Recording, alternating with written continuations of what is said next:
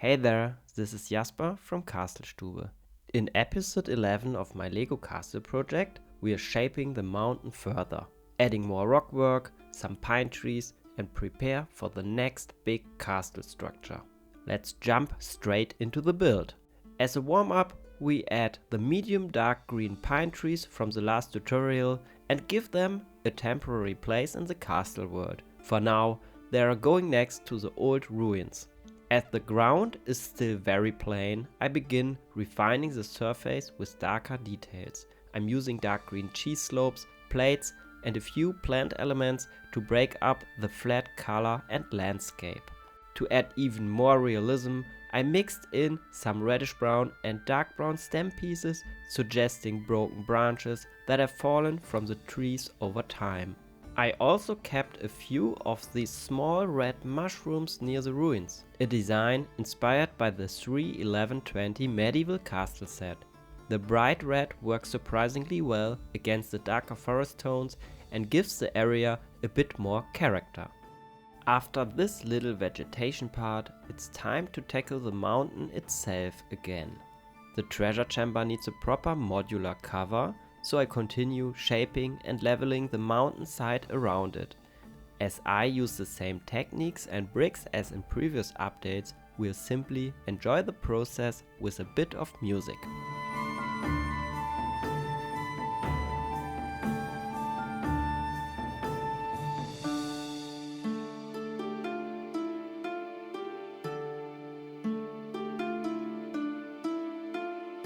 Of course, we also need to take care of the internal structure of this mountainside. As usual, I'm using older, colorful filler bricks to build up a stable core so we can safely continue building on top of it. Compared to the very first base plate module from episode 1, I'd say I've become much more part efficient by now. By the way, here you can spot the old dark gray color. It sits somewhere between dark tan and today's dark bluish gray. I actually quite like the tone now that I'm using it again in this build, even though I sorted all bricks of this color out some time ago. But since it's no longer in production, I'm not considering it as a visible color for this mock world. So I have to bring up this comparison once again, because I just noticed that it's also a nice example of how Lego continuously refines and updates its molds over time. If you look closely, you can see that the injection point on the old dark gray piece is located on a different stud compared to the newer dark bluish gray and dark tan elements. Just a small detail, but quite interesting to observe. Things get more interesting with the neighboring module next to this work in progress section. It's the first proper alignment check, and fortunately everything matches in height. The angled wall slightly overlaps the corner of this base plate, which is just enough to continue planning the next castle wall section for this module. But before finalizing this wall section, we need to complete the removable top cover for the treasure chamber. Luckily, the Wolfpack bandits haven't noticed that it's been accessible for over a week.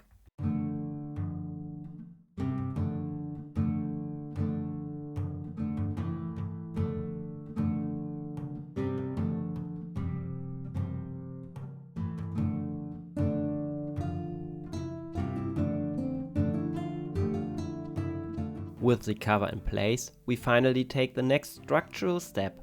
Directly above the treasure chamber, I begin planning the first outer tower of the castle. Interestingly, the tower will sit slightly outside the main curtain wall. This way, it fits naturally onto the great plateau of the mountain and will be connected with an additional short wall section. Both the tower base and the connecting wall continue the 19-degree alignment and of course remain modular. Planning structures like this on a non-orthogonal grid is always an interesting challenge in Lego, especially when you've set yourself the goal to avoid gaps and awkward transitions wherever possible. And of course, building at an angle slows down the overall progress of the mock, but in the end, I believe the world will benefit greatly from moving beyond the standard 90-degree Lego grid.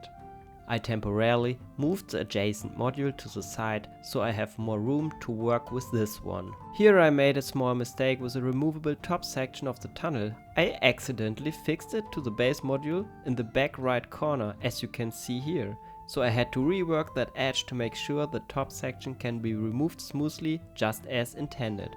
While correcting that mistake, I actually realized how solid and stable the structure already is. So let me share a few more thoughts on the current plan for the tower. Not that I ever planned too far ahead as mentioned in previous episodes. At the moment I'm aiming for a footprint of 18 by 18 studs. Compared to the 22 by 22 gatehouse, this feels like a solid proportion. In my mind, a gatehouse should naturally have a larger base than a tower. The tower will most likely also overhang by at least one stud on each side, similar to the gatehouse, which would bring it to roughly 20 by 20 studs at the top battlement level. Visually, I want it to feel related, picking up certain themes and design elements from the gatehouse so the overall architecture remains coherent.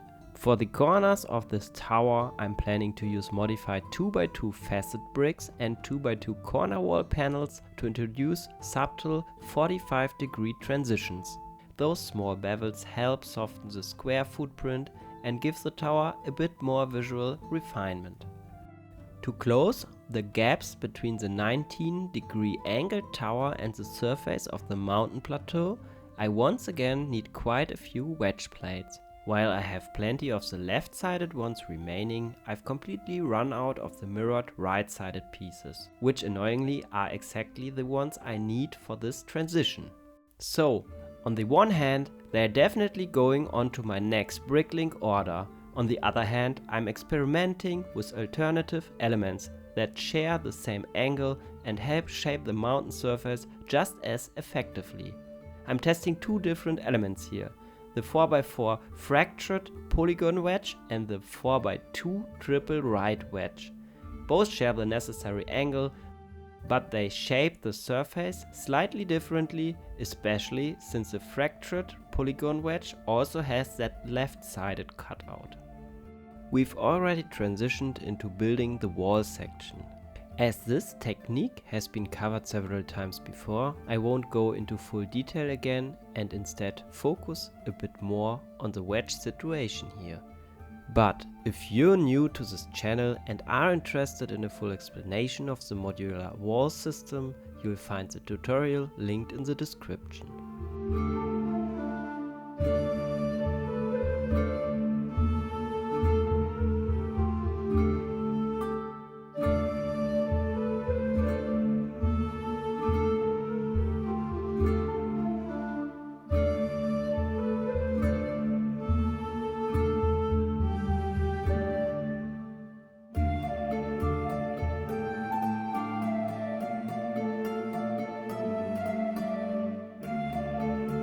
By the way, at this point, this module has basically consumed most of my dark bluish grey inventory. No more 1x2 plates, no more 2x2 corner plates, and we already talked about the right-sided wedge situation, didn't we? But here's the good news, in the next update we'll be switching to light bluish grey, because we're finally starting the tower. I actually haven't planned the interior of this tower yet. The footprint gives us plenty of room to work with, but I will definitely include a staircase connecting all the floors. And from the gatehouse we've learned, stairs take a lot of space.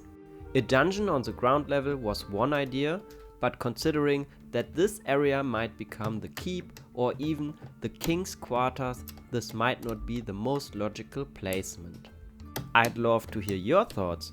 What kind of rooms would you design inside this tower? I didn't want to skip minifigures entirely in this update, so of course we're adding a few more guards. After all, a caster can never have too many. We have a sergeant, or at least a higher ranking soldier, equipped with a greatsword. No helmet needed apparently. Then another knight and a crossbowman to keep things secure from a distance.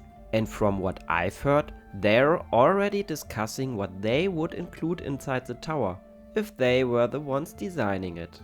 And that wraps up update 11. Thanks for spending some relaxing build time with me. Next time we finally move on to the tower. Something I've been looking forward to for quite a while. If you're excited as well, leave your ideas in the comments.